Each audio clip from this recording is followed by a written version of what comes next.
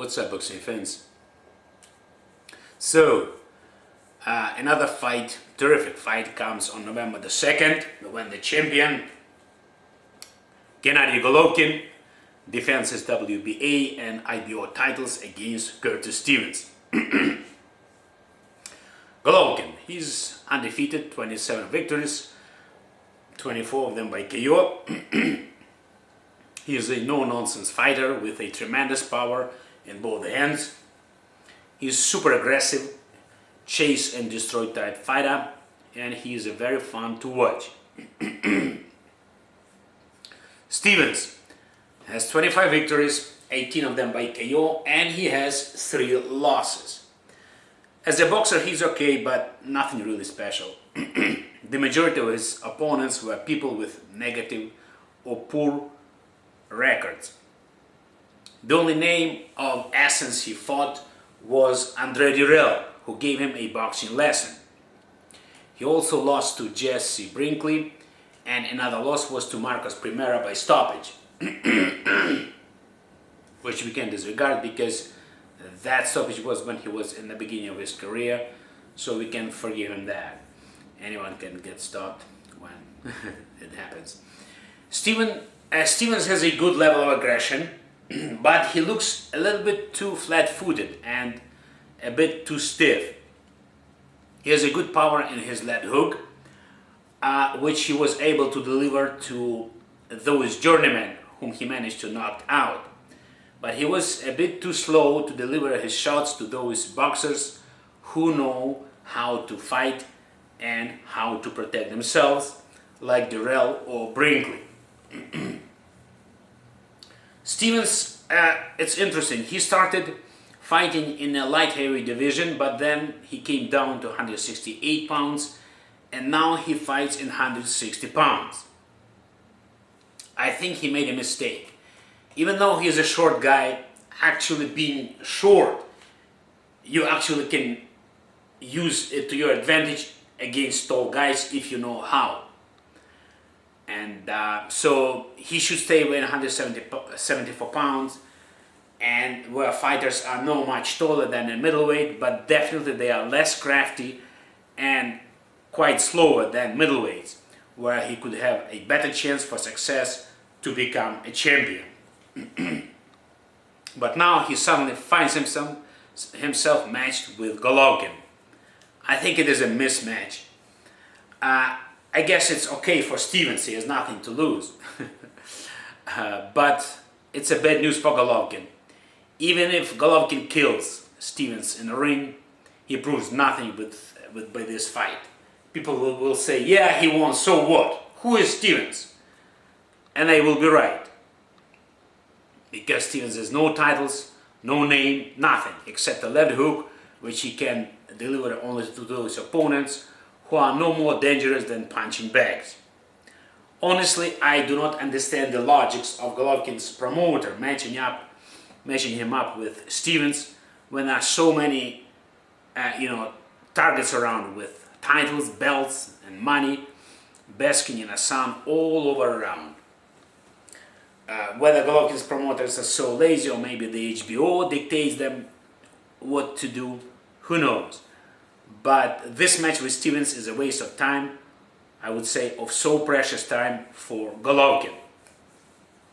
I still hope they will cancel this fight sometime soon and find for Golovkin a better opponent, but let's analyze it just in case it goes through. So, what Stevens has to do in order to win this fight? Well, I hope the title and the glory of beating Golovkin will be a great motivators for him. In order to win, he must step up his aggression and fight with such a resolve like there is no tomorrow.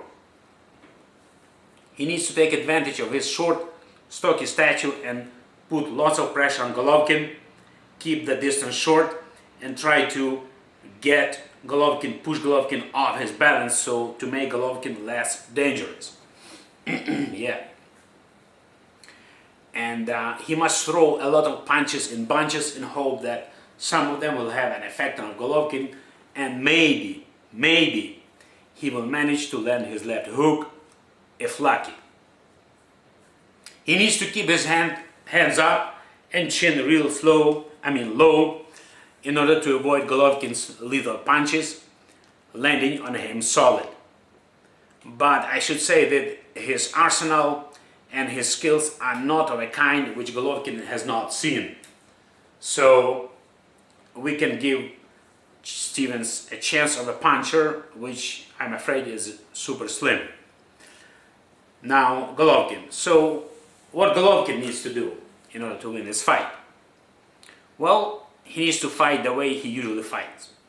So far, Stevens learned to land his big left hook only by perfectly timing his opponent's right punches, then countering by his left hook, which he can deliver only to those when he is in a perfect balance, doing it in a simple fashion, much like a croc waiting underwater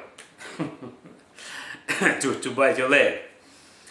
But once you make the croc to step out of the water, then he becomes suddenly exposed, clumsy, and helpless.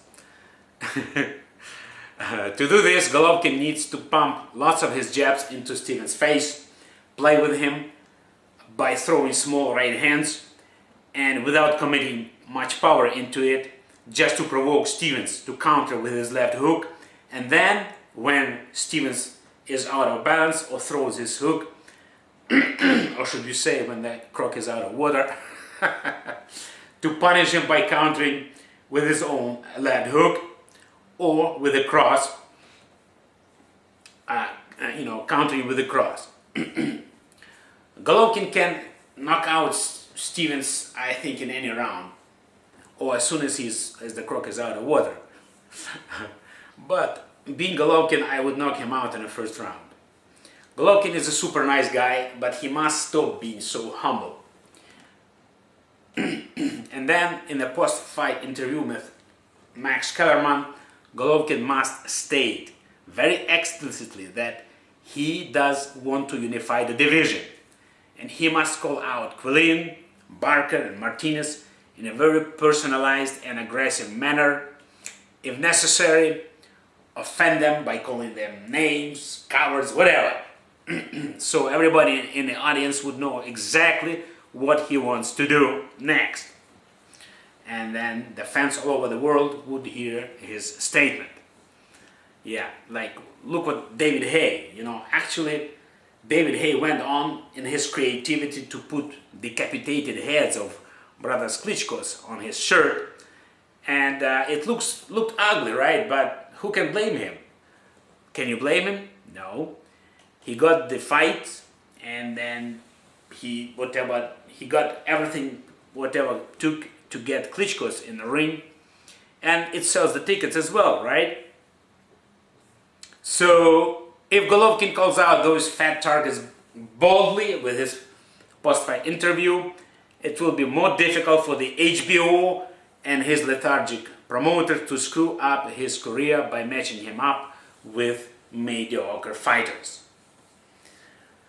But if the middleweight champions bail out to fight him, then Golovkin should call out Andre Ward or Carl Froch or Hopkins, and I'm sure every fan, no matter who is your favorite boxer, would love to see those fights, right? Alright, so let's see what happens on November the 2nd. Cheers!